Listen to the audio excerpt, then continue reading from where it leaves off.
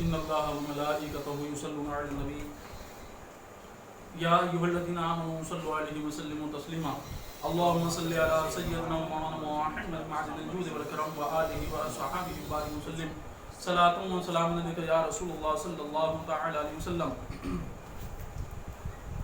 بڑے خوش نصیب ہے آپ اور ہم جو آج مثنوی مولانا روم علیہ الرحمہ و رضوان کا درس ہم دے رہے ہیں اور آپ سماعت کر رہے ہیں، کیونکہ یہ ایسی کتاب ہے جس طرح مدرسوں میں تفسیر پڑھائی جاتی ہے، مدرسوں میں علم منطق پڑھایا جاتا ہے، مدرسوں میں درس نظامی دیا جاتا ہے، تو جس طرح مدرسوں میں یہ تمام علوم و فنون سکھائے جاتے ہیں، پڑھائے جاتے ہیں، تو اسی طرح ہم اگر تاریخ اٹھا کر دیکھیں تو بڑی بڑی خانقاہوں میں بزرگوں نے درس مثنوی دیا ہے۔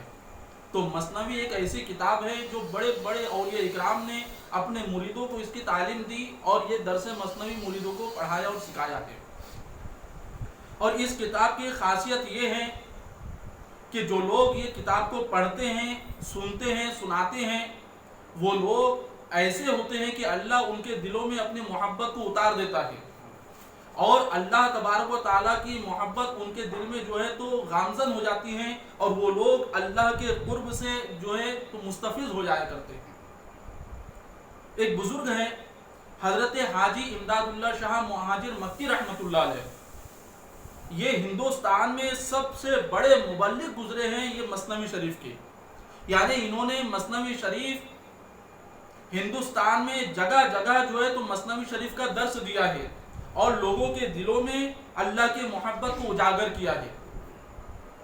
اب جب حاجی امداد اللہ شاہ مہاجر مکی رحمۃ اللہ علیہ کا نام آ گیا تو ہم بتاتے چلے کہ حاجی مہاجر مکی امداد اللہ مہاجر مکی رحمۃ اللہ علیہ کوئی معمولی شخصیت نہیں ہے، بلکہ حاجی امداد اللہ مہاجر مکی رحمۃ اللہ علیہ ایک ایسی ذات ہے کہ ایک مرتبہ کا واقعہ ہے کہ ان کے مرید کے گھر میں عید میلاد النبی کے وقت نعت خوانی کا اہتمام کیا گیا۔ سارے مریدین جو ہیں حضرت کے سامنے جلوہ فرما تھے، بیٹھے ہوئے تھے، اور سارے مریدوں کے سامنے حضرت کی جلوہ گری تھی، نعت پاک ہو رہی تھی، شان محمدی بیان ہو رہی تھی۔ آپ جو ہے تو بیٹھ کر حضور علیہ السلام کی شان، حضور کی عظمت اور حضور کی برتری کو سماعت کر رہے تھے۔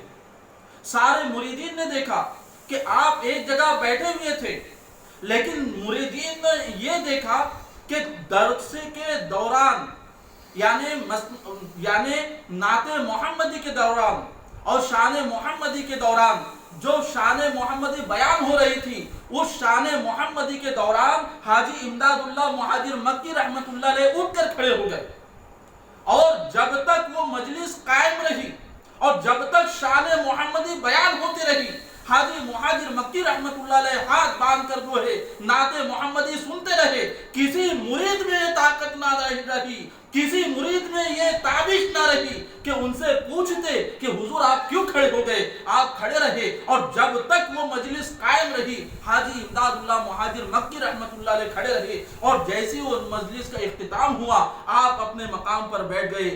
مجلس کے اختتام کے بعد کسی نے حضرت سے سوال کیا، حضرت کی بارگاہ میں عرض کیا کہ حضور آخر ماجرا کیا ہے؟ جب شان محمد بیان ہو رہی تھی تو آپ جلوہ فرما تھے، آپ بیٹھے ہوئے تھے، لیکن شان محمدی نعت محمدی کے درمیان آپ اٹھ کے کھڑے ہو گئے اور مجلس کے اختتام تک آپ کھڑے رہے۔ تو حاجی امداد اللہ مہاجر مکی رحمت اللہ علیہ نے جواب دیا کہ سنو، جب شان محمدی بیان ہو رہی تھی تو میں نے اپنی ماتھے کی آنکھوں سے دیکھا کہ تاجدار کائنات علیہ السلام جلوہ فرما ہو گئے، اور میں نے دیکھا کہ جب میرے آقا جلوہ فرما ہو گئے، میرے حضور جلوہ فرما ہو گئے، تو یہ غلام حضور کے سامنے کس طرح بیٹھا رہ سکتا ہے؟ تو جب تک حضور جلوہ فرما رہے یہ غلام حضور کے تعظیم میں کھڑا رہا۔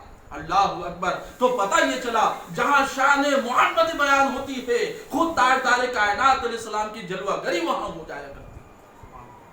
تو حاجی مہاجر مکی رحمت اللہ علیہ یہ ذات ہے۔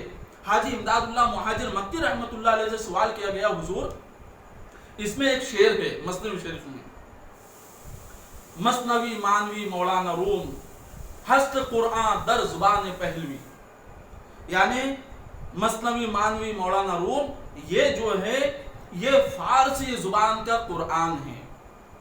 حاجی امداد اللہ مہاجر مکی رحمۃ اللہ علیہ سے سوال کیا گیا، حضور اس شعر کا مطلب کیا ہے؟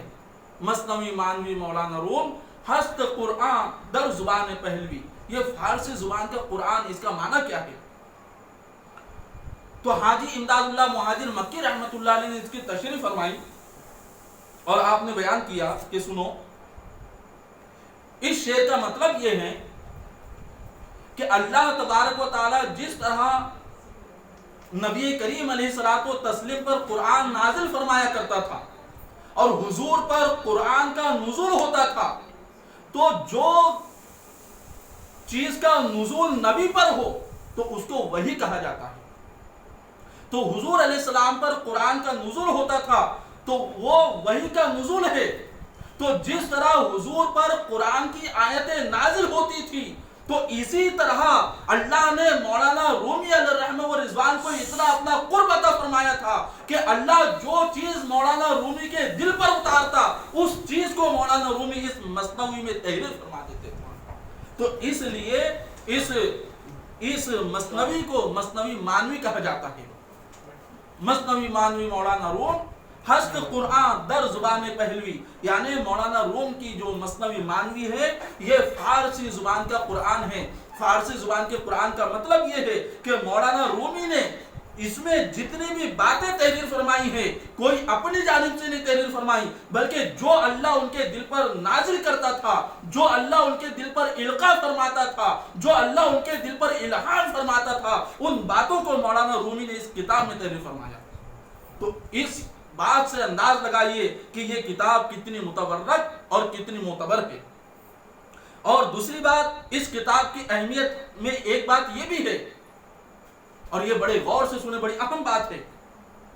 بزرگوں نے لکھا ہے کہ جس گھر میں یہ مثنوی مانوی موجود ہو، جس گھر میں یہ کتاب موجود ہو، اگر اس گھر میں کسی کا انتقال ہوتا ہے تو اس کتاب کی برکت سے اللہ اسے جنت میں داخل فرما دیتا ہے۔ اللہ اکبر! آخر اس کتاب کو اتنا عروج، اتنی بلندی کیوں ملی؟ وجہ اس کی یہ تھی کہ علامہ رومی رحمۃ اللہ علیہ اللہ کے نہایت مقرب اور اللہ کے نہایتی جو ہے تو محبوب بندے گزرے ہیں۔ اسی طرح اس کتاب میں علم تصوف کو بیان کیا گیا۔ علم تصوف ہے اس کتاب میں، جیسا کہ علم تصوف کا مطلب یہ ہے کہ یہ ایسا علم ہوتا ہے جو بندے کو اللہ سے ملا دیتا ہے۔ سارے لوگ گردہ ہیں، سارے لوگ پریشان ہیں، ہر کوئی اللہ کی جستجو میں ہے، لیکن اگر کسی کو اللہ کو پانا ہے تو اس کتاب کا درس سنے اور اس کتاب کو پڑھے اور اس کتاب پر عمل کرے، اسے اللہ سے تعلق اس کا پیدا ہو جائے گا۔ اسی لیے خانقاہوں میں بزرگوں نے اس کا درس دیا ہے، بڑی بڑی خانقاہوں میں اس کا درس دیا جاتا تھا۔ حضرت پیر غلام نبی شاہ صاحب رحمۃ اللہ علیہ، ان کے مزار پاک جو ہے تو دہلی میں خانقاہ ابو الخیر میں ہیں۔ پیر غلام نبی شاہ صاحب رحمۃ اللہ علیہ، اللہ کے فضل سے ہم نے حضرت کی مزار پر حاضری دی ہے۔ پیر غلام نبی شاہ صاحب رحمۃ اللہ علیہ نے تحریر فرمایا ہے کہ 3 کتابوں کی کوئی مثال نہیں، یعنی 3 کتابیں ایسی ہے جو بے نظیر ہے۔ سب سے پہلی کتاب قرآن پاک، اس کی کوئی مثال نہیں، اس جیسی کوئی کتاب نہیں، پہلی قرآن پاک۔ اور دوسری کتاب فرماتے ہیں کہ بخاری شریف، حدیث رسول، اس کی کوئی مثال نہیں۔ اور فرماتے ہیں تیسری کتاب کیا ہے؟ تو فرماتے ہیں تیسری کتاب مثنوی مولانا روم، اس کی کوئی مثال نہیں۔ اسی طرح حضرت شقیق بلخی رحمۃ اللہ علیہ، ایک اللہ کے بڑے مقرب محبوب اور اللہ والے ایک بزرگ گزرے ہیں۔ حضرت شقیق بلخی رحمۃ اللہ علیہ فرماتے ہیں کہ میں نے 1700 استادوں سے تعلیم حاصل کی ہے۔ اللہ اکبر! کیسے ہمارے بزرگ تھے، کیسے ہمارے اسلاف تھے کہ 1700 اساتذہ سے علم حاصل کیا کرتے تھے۔ وہ بیان کرتے ہیں کہ میں نے 1700 اساتذہ سے علم حاصل کیا اور کئی بار شدر کتابیں پڑھی اور ساری چیزوں کا لب لباب اور ساری چیزوں کا لب لباب جو میں مغز بیان کر رہا ہوں وہ یہ ہے کہ اللہ کی خوشندی صرف 4 چیزوں میں ہے۔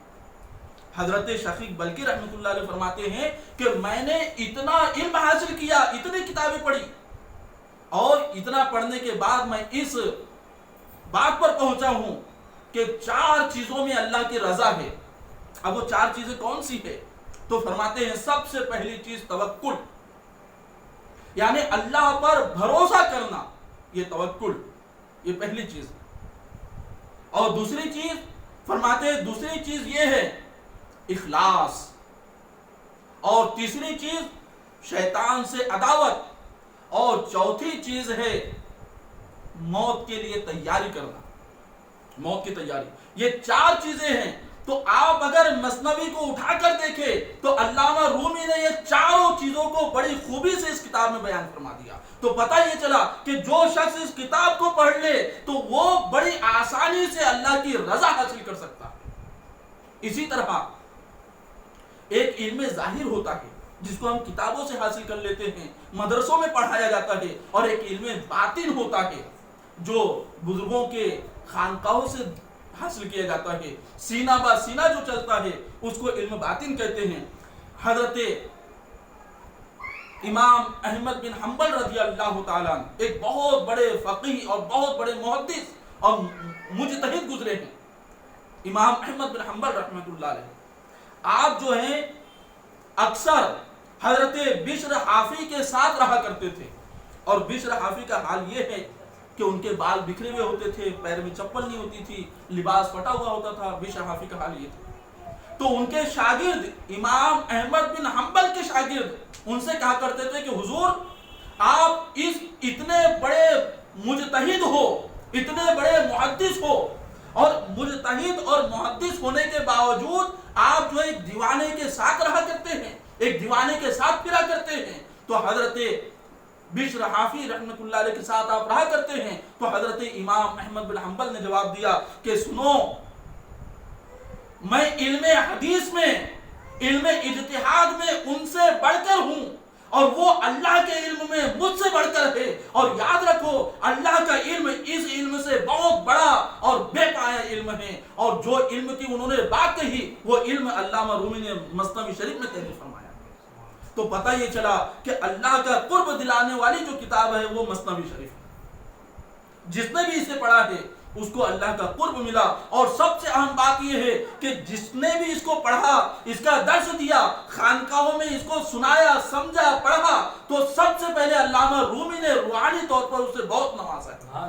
اللہ کو اکبر۔ کیوں؟ کیونکہ مولانا رومی رحمۃ اللہ علیہ کی ذات کوئی معمولی ذات نہیں، بلکہ ایک ایسے اللہ کے محبوب گزرے ہیں، ایسے اللہ کے محبوب گزرے ہیں کہ وہ 50 علم کامل پر ان کو مہارت حاصل تھی، 50 علم میں ان کو مہارت حاصل تھی۔ علامہ رومی رحمۃ اللہ علیہ بہت بڑے اپنے وقت کے عالم تھے، ان کے بڑے بڑے عالموں کے درمیان ان کے نام کا ڈنکا بجا کرتا تھا علامہ رومی کے۔ ایک مرتبہ علامہ رومی رحمۃ اللہ علیہ کو تقریر کے لیے ایک مقام پہ بلایا گیا، اور اس دور میں ابھی جیسی تقاریر ہوتی ہے اس طرح تقریر نہیں ہوتی تھی۔ اس دور میں ہوتا تھا کہ کسی حافظ قرآن کو بلایا جاتا، وہ آتا اور پورے قرآن سے کہیں کی کوئی بھی آیت پڑھ دیتا، وہ آیت پڑھ دیتا، اور جو مقرر ہوتا تو اس آیت کو سن کر اس کی تفسیر بیان کرتا اور اس کے جو ہے تو معمات کو حل کرتا تھا۔ اس دور میں اس طرح بیان ہوتا۔ تو علامہ رومی کو جب بلایا گیا تو علامہ رومی رحمۃ اللہ علیہ نے سورہ والضحیٰ کی واو پر ایسا بیان فرمایا کہ سارا دن گزر گیا، وہ واو کا بیان ختم نہ ہوا، یہاں تک کہ کئیوں گھنٹے گزر گئے، صرف لفظ واو پر علامہ رومی نے بیان جاری رکھا۔ تو اس سے انداز لگائیے کہ اللہ نے علامہ رومی کو کیسا علم عطا کیا تھا۔ اب اتنا علم، 50 علم پر مہارت، اتنا علم ہونے کے باوجود حضرت علامہ رومی کے دل میں ایک بے چینی ہوا کرتی تھی۔ اب ایک بات بتائیے، اگر یہی علم سب کچھ ہوتا، یہ بڑے نقطے کی بات بیان کر رہے ہیں، اگر یہی علم سب کچھ ہوتا تو 50 علم پر مہارت کے باوجود علامہ رومی کے دل میں بے چینی کس بات کی بے چینی تھی؟ تو پتہ یہ چلا کہ کوئی علم ایسا بھی ہے کہ جس کو پانے کے بعد دل میں سرور پیدا ہو جاتا ہے، جس کو پانے کے بعد دل میں اطمینان پیدا ہو جاتا ہے، تو کیسا علم تھا؟ تو اس علم کی تلاش میں، اس علم کی بے چینی میں تھے۔ اب ادھر اللہ نے جس پر بڑا فضل فرمایا تھا، حضرت سلطان العارفین حضرت شمس الدین تبریزی رحمت اللہ علیہ، انہیں اللہ نے بہت کچھ عطا فرمایا تھا۔ وہ ادھر پریشان تھے کہ کوئی ملے جسے میں ساری امانتیں سونپ دوں۔ پھر ایک وقت کا واقعہ ہے کہ علامہ رومی رحمت اللہ علیہ اپنی درسگاہ میں بیٹھ کر بچوں کو تعلیم دے رہے تھے، پڑھا رہے تھے مدرسے میں، کتاب سامنے تھی۔ اب پڑھاتے پڑھاتے شاگرد سامنے بیٹھے تھے، آپ پڑھا رہے تھے کہ اچانک ایک فقیر حضرت علامہ رومی کے پاس آیا اور آپ کے پاس بیٹھ گیا۔ بال بکھرے ہوئے تھے، کپڑے پھٹے ہوئے تھے، حلیہ درست نہ تھا، ملنگ ایک فقیر تھا، آ کر بیٹھ گیا۔ تھوڑی دیر خاموش بیٹھا رہا اور بیٹھنے کے بعد پوچھنے لگا۔ اب علامہ رومی درسگاہ میں درس دے رہے، پڑھا رہے تھے، تو پوچھا، وہ فقیر پہلے بیٹھا اور بیٹھنے کے بعد دیکھتا رہا اور دیکھنے کے بعد پوچھا، مولانا یہ چیز، اے مولانا یہ کیا ہے، یہ تم کیا پڑھاتے ہو؟ علامہ رومی رحمت اللہ علیہ نے ارشاد فرمایا، اے فقیر ای قیل و قال است تو نمی دانی، اے فقیر سنو، یہ علم منطق ہے، یہ علم تفسیر ہے، یہ علم حدیث ہے، یہ علم فلسفہ ہے، اے فقیر تم یہ سب نہیں جانتے، تم اپنی جگہ خاموش بیٹھ کے رہو۔ اب وہ فقیر پھر چپ بیٹھ گئے، خاموش رہے۔ تھوڑی دیر گزری، پھر پوچھا، اے مولانا یہ چیز، اے مولانا رومی یہ کیا ہے، یہ تم کیا پڑھاتے ہو؟ علامہ رومی اب تھوڑا سا جلال میں آئے، غصے میں آئے، اور غصے میں آنے کے بعد کہنے لگے، اے فقیر ای قیل و قال است تو نمی دانی، اے فقیر یہ قیل و قال ہے، یہ منطق ہے، فلسفہ ہے، علم نحو ہے، علم صرف ہے، اس کو تم نہیں جانتے، خاموش رہو۔ پھر وہ فقیر خاموش ہو گیا، تھوڑی دیر خاموش بیٹھے، اور تھوڑی دیر خاموش رہنے کے بعد پھر تیسری مرتبہ کہا، اے مولانا یہ چیز، اے مولانا یہ تم کیا پڑھاتے ہو؟ اب علامہ رومی جلال میں آ گئے اور فوراً جھڑک کر کہا کہ اے فقیر ای قیل و قال است تو نمی دانی، اے فقیر تم نہیں جانتے کہ یہ علم منطق ہے، یہ قیل و قال ہے، یہ علم ظاہر ہے، اے فقیر تم اس کو نہیں جانتے، تم خاموش رہو۔ جب علامہ رومی نے غضب میں آ کر، جلال میں آ کر کہہ دیا تو اس فقیر کو بھی جلال آ گیا، اس فقیر کو جلال آ گیا۔ اب اس فقیر نے جلال کی حالت میں علامہ رومی کے سامنے جو کتاب رکھی تھی ان کتابوں کو اٹھایا اور بازو میں ایک حوض تھا پانی کا، اس حوض میں ساری کتابیں ڈال دی۔ اب اس دور میں کوئی پریس یا کوئی مشین تھوڑی تھی کہ جو کتابیں اگر ضائع ہو جائے تو فوراً بن جائے۔ اس دور میں ہاتھ سے سیاہی سے کتابیں لکھی جاتی تھی، تو لوگ اپنے جان سے زیادہ کتابوں کی حفاظت کرتے تھے اس دور میں۔ اب علامہ رومی کے سامنے کی ساری کتابیں اس فقیر نے پانی میں ڈال دی، علامہ رومی کو جلال آ گیا۔ اب وہ فقیر نے ساری کتابیں حوض میں ڈال کر چل دیے۔ علامہ رومی ان کے پیچھے گئے اور اپنے شاگردوں سے کہا کہ اس فقیر کو پکڑو، اس نے ہماری ساری کتابیں ضائع کر دی اور ہماری ساری زندگی کی محنت کو رائگاں کر دیا۔ وہ فقیر آگے چلتے گئے اور یہ سارے مولانا رومی اور ان کے شاگرد سب ان کے پیچھے چلے، کہیں وہ دور تک گئے اور دور تک جانے کے بعد وہ فقیر رکے۔ اب اللہ والے رکے اور کہا، کیا ہوا، کیوں میرے پیچھے آتے ہو، کیا بات ہے؟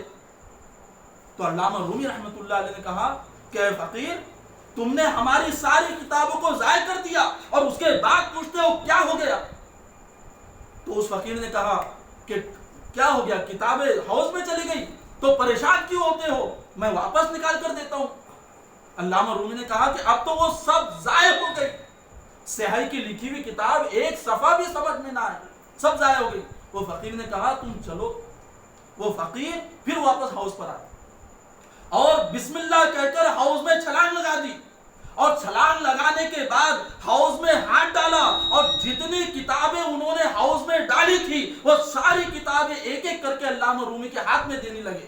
اور ہاتھ میں جب کتابیں دی تو علامہ رومی نے دیکھا کہ وہ کتاب سے پانی نہیں بلکہ اس کو جب جھٹکتے تھے تو اسے دھول ٹپکتی تھی، دھول گرتی تھی. اللہ اکبر.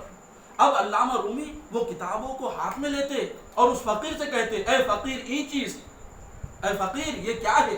تو اب وہ فقیر نے جواب دیا اے مولانا ای حال است تو نمی دانی، اے مولانا سنو یہ اللہ کی محبت کا راستہ ہے، تم اس کو نہیں جانتے. یہ اللہ کی محبت کا راستہ ہے، یہ علم باطن کا راستہ ہے، اس کو تم نہیں جانتے. ایک کتاب دی. پھر کہا اے فقیر یہ چیز، کہا اے مولانا ای حال است تو نہیں جانتے. ساری کتابیں دے دی اور ساری کتابیں دینے کے بعد آپ ہاؤس سے نکلے اور چل دیے. اب علامہ رومی دیکھیے، ایک اولیاء اکرام کو اللہ ایک ایسی طاقت عطا فرماتا ہے کہ وہ اپنی نگاہوں کی توجہ سے کسی کو اللہ تک پہنچا دیتے ہیں. اس کو توجہ کہتے ہیں، اور توجہ یہ برحق ہے. اس کا ثبوت حدیث میں ہے، بڑے بڑے بزرگوں نے اس کے متعلق بیان فرمایا. تو اصل میں وہ بزرگ نے، وہ فقیر نے ایسی توجہ ڈالی تھی کہ اب علامہ رومی وہ فقیر کے پیچھے چل دیے اور ایسے چلے کہ وہ فقیر آگے چلتے، علامہ رومی ان کے پیچھے چلتے اور ان کے زبان پہ ہوتا مولوی ہرگز نہ شد مولائے روم تا غلام شمس الدین تبریزی نہ شد. یہ مولوی مولانا روم جو ہے اس وقت تک مولائے روم نہ بنا جب تک شمس الدین تبریزی کا غلام نہ بن گیا. پتہ یہ چلا کہ وہ جو فقیر تھے وہ فقیر کوئی عام فقیر نہ تھے، بلکہ وہ حضرت سلطان العارفین حضرت شمس الدین تبریزی رحمت اللہ علیہ تھے. اب اس کے بعد سے مولانا رومی رحمت اللہ علیہ کے حالات بدل گئے. اب انہیں اللہ کی محبت کا راستہ ان میں مل گیا. اسی لیے علامہ رومی رحمت اللہ علیہ نے ایک مقام پہ بیان فرمایا ہے ہیچ چیزیں خود بخود چیزیں نہ شود، ہیچ چیزیں خود بخود چیزیں نہ شود، ہیچ آہنگ خود بخود تیغے نہ شود. فرماتے ہیں کہ سنو، کوئی چیز اپنے آپ کوئی چیز نہیں بن جایا کرتی. ہیچ چیزیں خود بخود چیزیں نہ شود، کوئی چیز اپنے آپ کوئی چیز نہیں بن جایا کرتی، بلکہ ہر چیز کو کوئی نہ کوئی بنانے والا ہوا کرتا ہے. ہر چیز کو کوئی نہ کوئی بناتا ہے تب بنتی ہے. ہیچ آہنگ خود بخود تیغے نہ شد، کوئی لوہا اپنے آپ تلوار تھوڑی بن جایا کرتا. اگر لوہا پڑا ہے، اگر 1 سال بھی پڑا رہے گا وہیں پڑا رہے گا، لوہے ہی رہے گا. 2 سال 10 سال بھی پڑا رہے گا تو لوہے ہی رہے گا. لیکن اگر کوئی بنانے والا آ جائے اور اس کو بنا لے تو وہ تلوار بن جاتا ہے. تو علامہ رومی رحمت اللہ علیہ بیان کرتے ہیں کہ کوئی چیز اپنے آپ کوئی چیز نہیں بن جاتی اور کوئی لوہا اپنے آپ تلوار نہیں بن جایا کرتا. تو سنو، اگر تمہیں بھی کچھ بننا ہے تو کسی اللہ والے کا دامن پکڑ لو، وہ ایسی نوازش فرمائے گا، وہ ایسی توجہ فرمائے گا کہ تم جو ہے تم کچھ نہ تھے سب کچھ تم بن جاؤ. اللہ، یہ مطلب ہے. تو آج ہم جو درس مثنوی جو ہم دے رہے ہیں اور آپ سماعت کر رہے ہیں تو یہ بڑی خوش نصیبی کی بات ہے، کیونکہ یہ اس کا سننا اور اس کا سنانا یہ بڑے قسمت والوں کا کام ہوا کرتا ہے. اور اس میں علم دل بیان کیا گیا. علم دل، اور علم دل کس کو کہتے ہیں؟ علم باطن کو، جس کے متعلق ابھی ہم نے بیان کیا. دیکھیے، دل ایک ایسی چیز ہے، سارے لوگ، یہ دور ایسا ہے کہ سارے لوگ اپنے ظاہر کو سنوارنے کے پیچھے پڑے ہیں. کوئی اپنے کپڑوں کو سنوارتا ہے، کوئی اپنے چہرے کو سنوارتا ہے، کوئی اپنے ظاہر کو سنوارتا ہے، لیکن کسی کا دھیان باطن کو سنوارنے کی جانب نہیں ہے. لیکن باطن کو کون سنوارتا ہے؟ علامہ رومی نے اس ساری بحث کو مثنوی میں بیان فرمایا. حدیث پاک ہے، اللہ کے رسول علیہ الصلوۃ والتسلیم ارشاد فرماتے ہیں ان اللہ لا ينظر الى صورکم ولا الى ثيابکم. اے لوگوں سنو، تاجدار کائنات کا ارشاد ہے کہ بے شک اللہ تبارک و تعالی نہ تمہارے چہروں کو دیکھتا ہے، ولا الى ثيابکم، اور نہ ہی تمہارے کپڑوں کو دیکھتا ہے، ولکن ينظر الى قلوبکم. اللہ کہاں دیکھتا ہے؟ اللہ بندوں کے دلوں پر دیکھا کرتا ہے. تو دل کون سا مقام ہے؟ دل جو ہے یہ نظر گاہ رب العالمین ہے. اگر آپ نے بیت اللہ میں جا کر ہزاروں روپیہ مہنگا اگر لباس بھی پہن لیا تو اللہ لباس کو تھوڑی دیکھتا. اگر آپ کوئی بھی مسجد میں نماز کو چلا جائے اور نماز کو جا کر کتنا ہی قیمتی لباس پہن لے تو اللہ کے رسول علیہ السلام نے فرمایا ان اللہ لا ينظر الى صورکم ولا الى ثيابکم، اللہ نہ تمہارے کپڑوں کو دیکھتا ہے اور نہ تمہارے چہروں کو دیکھتا ہے۔ اب اللہ کس کو دیکھتا ہے؟ ولکن ينظر الى قلوبکم، اللہ بندے کے دل کو دیکھتا ہے۔ تو دل کو سنوارنا بڑا ضروری ہے کہ جب اللہ کی نظر بندے کے دل پر پڑے تو اللہ تبارک و تعالی جب بندے کے دل پر دیکھے گا تو وہ اللہ تبارک و تعالی ارشاد فرمائے گا یہ بندے کا دل میری محبت کے لائق ہے، اس وقت پھر اللہ اپنی محبت اس دل میں اتار دیتا ہے۔ مثال کے طور پر سونا چاندی، اب سونا چاندی آپ بتائیے، آپ سونا چاندی کچرے کے ڈبے میں رکھتے ہیں کہ تجوری میں رکھتے ہیں؟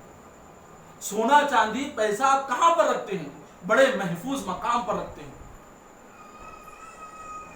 قیمتی چیز کو بڑی محفوظ جگہ رکھا جاتا ہے، اچھی جگہ رکھا جاتا ہے۔ تو سونا چاندی یہ تو تمام دنیا کی قیمتی چیزیں ہیں، اس سے بھی بڑی قیمتی چیز اللہ کی محبت ہے۔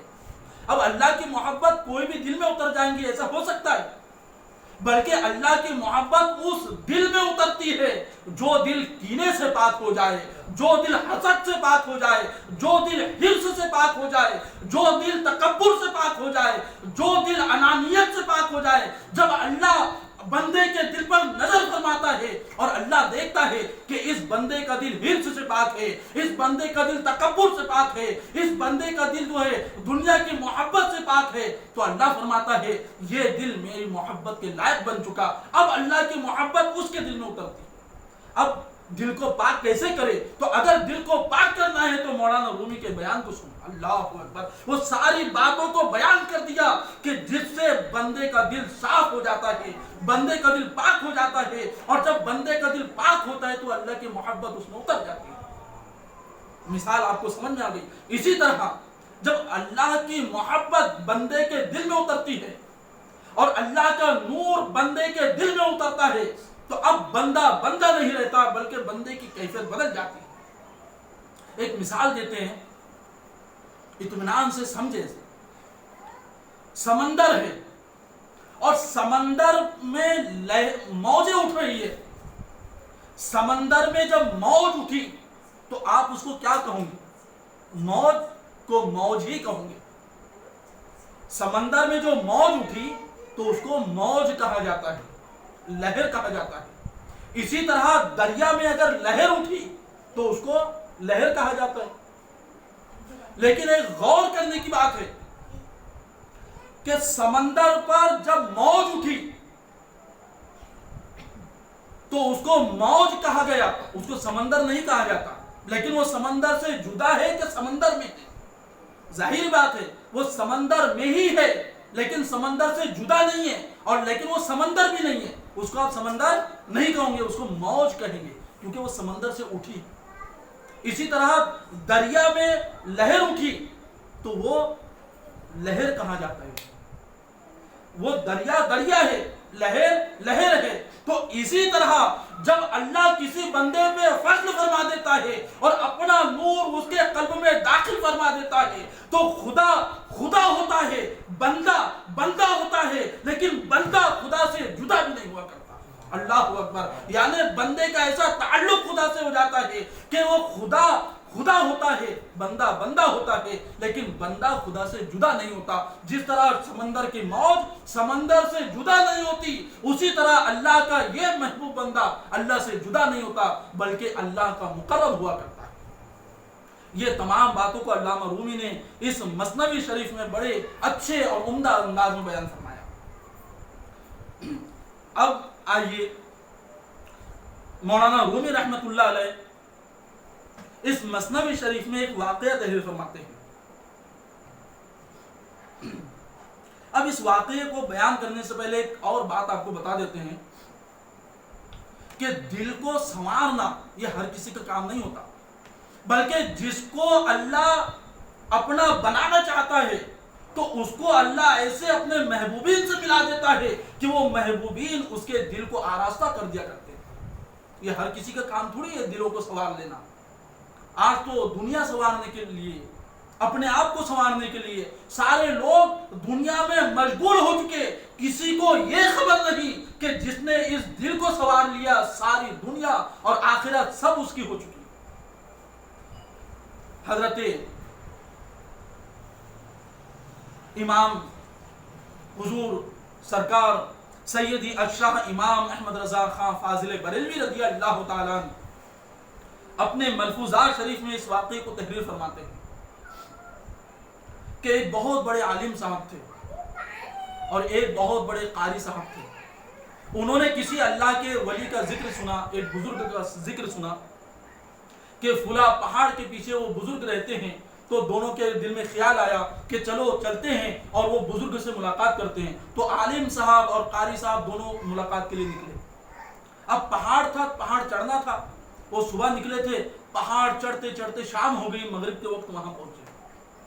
अब जो वो बुजुर्ग थे जिनका चर्चा सुना था, उनसे मुलाकात करने गए थे, वो बुजुर्ग जो है एक छोटी सी मस्जिद बनाकर 2-4 मुरीदों के साथ जो है वो नमाज मगरिब में मशगूल हो गए, नमाज मगरिब पढ़ा रहे थे। अब वो बुजुर्ग का हाल ये था कि सादा सा कुर्ता और सादी सी तहबंद लुंगी पहनकर जो तो वो इमामत फरमा रहे थे और 2-4 मुरीद जो है उनके पीछे नमाज पढ़ रहे थे। अब ये कारी साहब आलिम साहब ये दोनों पहुंचे, वजू किया और फौरन जो है तो उनके पीछे जमात में लग गए। अब नमाज हुई, नमाज के बाद वो बुजुर्ग ने इनसे मुलाकात की। अब अल्लाह वालों का एक तरीका होता है, मेहमानों की बड़ी मेहमान नवाजी फरमाया करते हैं। तो कहा कि कारी साहब आलिम साहब आप ठहरिए, रात यहीं क़याम कीजिए, इतने रात में पहाड़ से कहाँ उतरोगे। मुरीदों से कहा कि खाने का इंतजाम कर दो, उनके खाने का इंतजाम हुआ, वो रात भर वहां रुक गए। अब दिन निकला, नमाज फजर, फिर वो जो पीर साहब थे उन्होंने नमाज फजर पढ़ाई और दोनों ने नमाज पढ़ी। अब इन दोनों ने इजाजत चाही कि हुजूर हमको इजाजत दीजिए, अब हम चलते हैं। तो वो पीर साहब ने कहा कि सुनो, आप हमारे मेहमान हो, ये करीब में दरिया है, वहां जाकर नहा धो लो, गुस्ल कर लो, हम आपके आए तक आपके नाश्ते का खाने का इंतजाम करते हैं, आप इत्मीनान से खाना खा लीजिए और उसके बाद आप रुखसत होइए। तो दोनों ने कहा ठीक है। अब दोनों गए गुस्ल करने के लिए। तो रास्ते में कारी साहब आलिम साहब से बात करते और बोलते हैं यार ये कैसे पीर साहब है, ये नमाज में कितनी गलतियां कर रहे थे, इनके नमाज दुरुस्त नहीं, इनका तिलावत कलाम रब्बानी दुरुस्त नहीं, ये कैसे पीर साहब है। वो आपस में वो दोनों ने इस तरह बात की और बात करते करते दरिया तक पहुंच गए। अब उन्होंने कपड़े उतारे और दरिया में उतरे, गुस्ल करने लगे। अब गुस्ल कर रहे थे कि अचानक एक शेर आया और उनके कपड़ों पर बैठ गया। अब ये कारी साहब आलिम साहब दोनों परेशान, ठंडी का वक्त, दोनों दरिया में बैठे रहे और इंतजार करते रहे कि ये शेर जाएगा तो हम बाहर निकलेंगे। अब ये दोनों दरिया में बैठे रहे, जान का खतरा। इधर ये पीर साहब सोचने लगे कि हमारे मेहमान बहुत देर से दरिया पर गए, आखिर क्या हो गया, वापस नहीं आए। तो वो पीर साहब खुद लाठी टेकते हुए दरिया पर पहुंचे। तो क्या देखते हैं कि वो शेर उनके कपड़ों में बैठा है और कारी साहब और आलिम साहब दोनों जो है दरिया में बैठे। अब वो पीर साहब आगे बढ़े, शेर का कान पकड़ा और शेर को एक तमाचा मारा और कहा कि ऐ बदबख्त, मैंने तुझे कितने बार कहा है कि हमारे मेहमान को परेशान ना किया कर। शेर भाग गया। अब ये दोनों बाहर निकले। अब इनको अपनी जुबान पर बड़ा नाज था, अपने इल्म पर बड़ा नाज था। ये दोनों निकले, कपड़े पहने और कपड़े पहनकर आगे आए। वो पीर साहब ने कहा कि आलिम साहब, कारी साहब सुनो, तुमने अपनी जुबानें दुरुस्त की है, तुमने अपनी जुबानों को दुरुस्त किया है, तो तुम्हारा ये आलम है कि तुम शेर से डरते हो और मैंने अपने दिल को दुरुस्त करा और मेरा ये आलम है कि शेर मुझसे डरा। तो पता ये चला कि दिल अगर किसी ने दुरुस्त कर लिया तो दुनिया की सारी मखलूक उसके ताबेदार हो जाया करती है और आखिरत सब की सब उसके लिए हुआ करती है। तो दिल को कैसे दुरुस्त किया जाए, तो अल्लामा रूमी की किताब पढ़ो, सारे दिल की दुरुस्तगी को अल्लामा रूमी ने इसमें बयान फरमा दिया। तो बताना मकसद ये है कि अल्लामा रूमी की ये किताब ऐसी किताब है कि जिसने भी इस किताब को पढ़ा है, जिसने भी इस किताब को समझा है, तो वो शख्स ऐसा हो गया कि उसका दिल दुरुस्त हो गया اور وہ اللہ کا مقرب ہو گیا، اللہ کا قرب اس کو مل گیا، اور تاجدار کائنات علیہ الصلوۃ والتسلیم کی بارگاہ تک اس کی رسائی ہو گئی۔ اب دیکھیے بڑا پر لطف ایک واقعہ علامہ رومی رحمۃ اللہ علیہ اس میں بیان فرماتے ہیں، غور سے سنیں۔ رفتن با یزید بستامی بکعبہ و در راہ بخدمت بزرگ رسیدن۔ علامہ رومی رحمۃ اللہ علیہ بیان فرماتے ہیں کہ حضرت با یزید بستامی رحمۃ اللہ علیہ جو سلطان الاولیاء ہے، آپ سب نے ان کا نام سنا ہوگا، تو با یزید بستامی رحمۃ اللہ علیہ خانہ کعبہ کی زیارت کے لیے مکہ جا رہے تھے، تو راستے میں انہیں ایک بزرگ سے ملاقات ہو گئی ان کی۔ وہ گفتن آ بزرگ کے کعبہ منم مرا طواف کن، تو وہ بزرگ نے کہا کہ اے با یزید کہاں جاتے ہو؟ تو با یزید بستامی نے کہا کہ حضور میں خانہ کعبہ جا رہا ہوں۔ تو بزرگ نے کہا کہ وہاں جا کے کیا کروں گے؟ تو با یزید بستامی سلطان الاولیاء انہوں نے کہا کہ وہاں جاؤں گا خانہ کعبہ کے 7 چکر لگاؤں گا۔ تو بزرگ نے کہا کہ سنو تم میرے ہی 7 چکر لگا لو، خانہ کعبہ کے چکر لگانے سے بہتر میرے ارد گرد چکر لگانا ہے۔ اس بات کو مولانا رومی نے یہاں بیان فرماتے ہیں، واقعہ شروع ہوتا ہے۔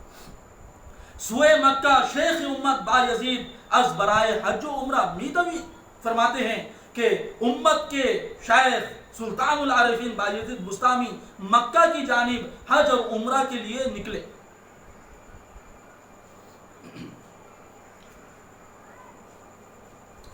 گفت حق اندر سفر ہر جاد ہی باید اول طالب مرد شوی، لیکن علامہ رومی رحمۃ اللہ علیہ لکھتے ہیں کہ با یزید بستامی کا ایک طریقہ تھا، اور طریقہ کیا تھا کہ جب بھی آپ کہیں سفر فرمایا کرتے تھے تو وہاں جانے کے بعد آپ تلاش کرتے کہ یہاں اللہ کا کوئی مقرب بندہ ہے کیا، یعنی اللہ کے ولی کی تلاش کیا کرتے تھے۔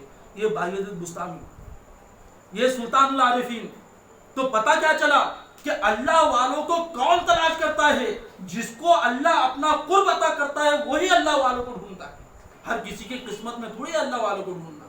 تو با یزید بستامی جو ہے تو جس بھی مقام پر جاتے اللہ والوں کو ڈھونڈا کرتے تھے۔ وہاں پتہ کیا کہ یہاں کوئی بزرگ ہے کیا، تو ان کو پتہ چلا کہ ایک بزرگ وہاں موجود ہے۔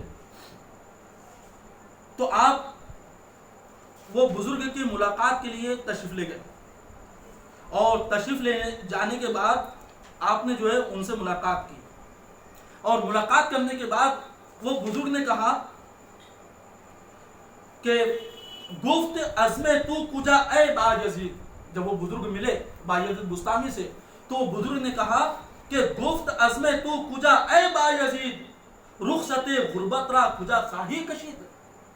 اے با یزید بستامی، تم نے جو یہ توشہ لے کر کچھ پیسہ لے کر آپ کہاں جا رہے ہو، کہاں کا ارادہ ہے؟ تو با یزید بستامی نے کہا گفت قصد کعبہ دارم از پکے، گفت ہی با خود چے داری زاد راہ۔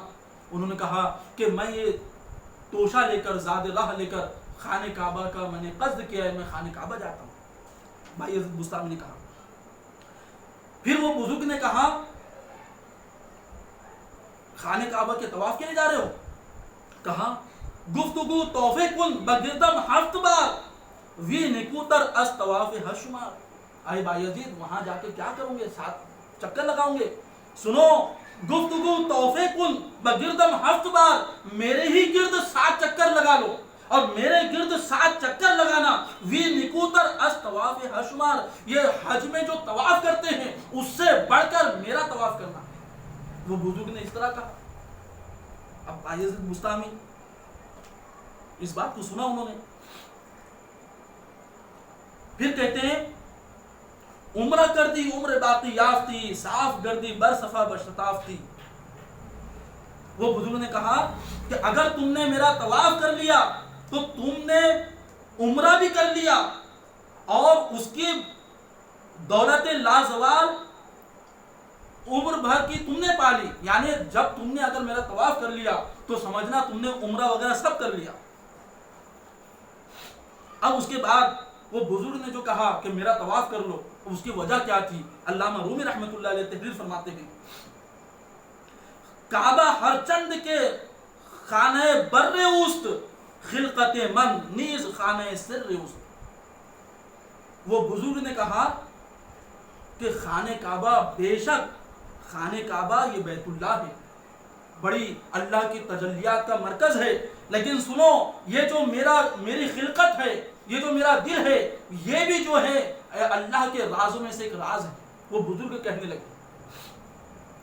پھر اس کے بعد علامہ رومی رحمۃ اللہ علیہ آگے بیان فرماتے ہیں، چو مرا دیدی خدا را دیدئی گرد کعبہ صدق بر گردیدئی. وہ بزرگ کہنے لگے کہ جب تم نے مجھے دیکھ لیا تو یوں سمجھو کہ تم نے اللہ کو دیکھ لیا. اللہ اکبر. وہ بزرگ بایزید بستامی سے کہتے ہیں، چو مرا دیدی خدا را دیدئی، تم نے مجھے دیکھنا گویا کہ خدا کو دیکھنا ہے، گرد کعبہ صدق بر گردیدئی، اور یہ سمجھنا کہ سچے کعبے کے گرد تمہارا گھومنا ہے اگر تم میرے گرد گھومتے ہو. پھر آگے لکھتے ہیں، خدمت من طاعت حمد خدا، خدمت من طاعت حمد و خدا است، تانا پنداری کے حق از من جدا است. وہ بزرگ کہتے ہیں کہ سنو، میری خدمت کرنا یہی اللہ کی حمد بیان کرنا ہے، اور میری خدمت کرنا یہی تعریف اللہ کی بیان کرنا ہے. وہ بزرگ بیان کرنے لگے بایزید بستامی سے اور کہنے لگے، تانا پنداری کے حق از من جدا است، اور اے بایزید تم سنو، تم یہ نہ سمجھو کہ اللہ مجھ سے جدا ہے، بلکہ میں اللہ کا بڑا مقرب بندہ ہوں. وہ بزرگ کہنے لگے، چشم نیکو باز کن در من نگر، تا ببینی نور ہے اندر بشر. وہ بزرگ کہنے لگے کہ اے بایزید تم اپنی اندر کی آنکھ کھولو، تم اندر کی آنکھ سے دیکھو، تو تم جب اندر کی آنکھ سے دیکھو گے تو مجھ بشر میں اللہ کا نور تمہیں نظر آئے گا. میں بشر ہوں لیکن میرے اندر اللہ کا نور موجود ہے. با یزیدہ کعبہ دریافتی، صد بہو عز و صد فریافتی. بس اے با یزید تو کعبے کو مل گیا، اب تم کو عند اللہ سو رونق، عزت اور شوکت حاصل ہو گئی. یعنی کیا مطلب؟ اے با یزید تم مجھے مل گئے، یعنی تم کعبے کو مل گئے، تمہیں بڑی برکتیں حاصل ہو گئی. اب کیا ہوا؟ اب حضرت با یزید بستامی رحمت اللہ علیہ آمد ازبائے با یزید اندر مزید، منتہا در منتہا اندر رسید. اب با یزید بستامی رحمت اللہ علیہ نے ان کے بات پر عمل کیا، ان کی بات پر عمل کیا. پہلے تو با یزید بستامی اللہ کے بڑے مقرب تھے، لیکن جب اس بزرگ سے ملے ہیں تو اس کے بعد اور ان کے درجات میں بلندی ہو گئی. تو پتہ یہ چلا کہ اللہ والوں سے مل جانا، اللہ والوں کی قربت حاصل کر لینا گویا کہ ایسا ہے کہ اگر کوئی اللہ سے دور بھی ہو اور وہ اللہ والوں کے قریب چلا جائے تو وہ جو دور تھا وہ بھی اللہ کا مقرب ہو جاتا ہے. اور سب سے اہم بات، وہ بزرگ نے یہ بات بھی ارشاد فرمائی تھی کہ اے بایزید سنو، اے بایزید سنو، کعبہ را یک بار بیتی گفت یار، گفت یا عبدی مرا ہفتاد بار. تم خانہ کعبہ کے طواف کے لیے جاتے ہو تو خانہ کعبہ اللہ نے اس کو ایک مرتبہ اپنا گھر کہا ہے. اللہ نے ایک مرتبہ بیت اللہ کو اپنا گھر کہا ہے، لیکن سنو مجھے اللہ نے 70 بار یا عبدی کہہ کر پکارا ہے. تو اس وجہ سے جو ہے تم میرا ہی طواف کر لو، میرا طواف اس کے طواف سے زیادہ بہتر ہے. تو علامہ رومی رحمت اللہ علیہ نے اس کتاب میں اس واقعے کو تحریر فرما کر اس بات کو ثابت فرمایا ہے کہ سنو، اللہ والے ایسے ہوتے ہیں کہ اللہ ان کے قلوب میں اپنا نور داخل فرما دیتا ہے، تو جو لوگ ان کے قریب چلے جاتے ہیں تو انہیں بھی اللہ اپنا قرب عطا فرما دیتا ہے. اور اس واقعے سے علامہ رومی یہ بات ثابت کرتے ہیں کہ اے لوگو، اگر تمہیں اللہ چاہیے اور تم اللہ کا قرب چاہتے ہو تو تم کسی اللہ کے ولی کا دامن پکڑو، اللہ کے ولی کے قریب چلے جاؤ، تاکہ ان کی برکت سے اللہ تمہیں اپنا قرب عطا فرما دے. اللہ تبارک و تعالیٰ سے دعا ہے کہ اللہ تبارک و تعالیٰ ہم سب کو جتنے حضرات جو ہے اس درس مثنوی میں شریک ہوئے اور جو بھی لوگ اس درس مثنوی کو سن رہے ہیں، اللہ تبارک و تعالیٰ سب کو علامہ رومی رحمۃ اللہ علیہ کے باطنی فیض سے مستفیض فرما دے، اور اللہ تبارک و تعالیٰ سب کی دنیا آخرت کو جو ہے تو بخیر فرما دے، اور اللہ تبارک و تعالیٰ سب کو صحت و سلامتی عطا فرمائے۔ وما علینا الا البلاغ۔